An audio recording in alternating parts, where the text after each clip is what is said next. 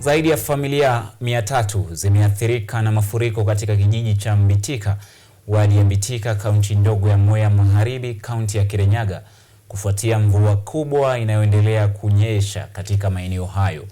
Kwa mujibu wa mwakilishi wa kijiji cha Mbitika, James Thuku, mvua kubwa iliyonyesha imesababisha uharibifu mkubwa.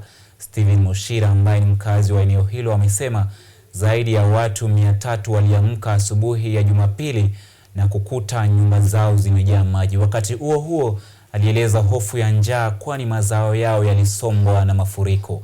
James Thuku, mzee wa kijiji, alielezea kuwa vyoo vyao vimejaa maji, akiashiria hofu ya mlipuko wa ugonjwa wa kipindupindu.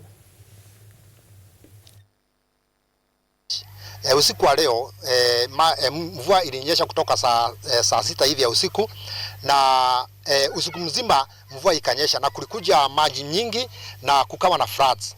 Sasa kuku zetu zikaenda na mbuzi zetu zilienda, nazo nyumba zote zilijaa maji. Kwa hivyo ndivyo tulikutana na shida ya usiku wa leo, na tunaomba serikali tusaidie kwa sababu tuko na mashida nyingi. Usiku ni shida tupu, watoto wanalia huku kila kitu. Hakuna kitu tunafanya. Sasa tunataka mtukumbuke tafadhali.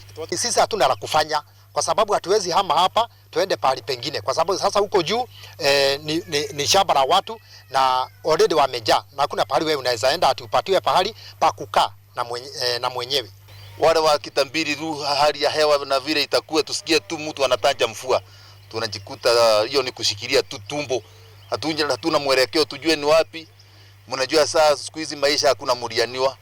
Hata majirani wenye tunapakana huko juu wanashindwa watambeba nani, watamwacha nani.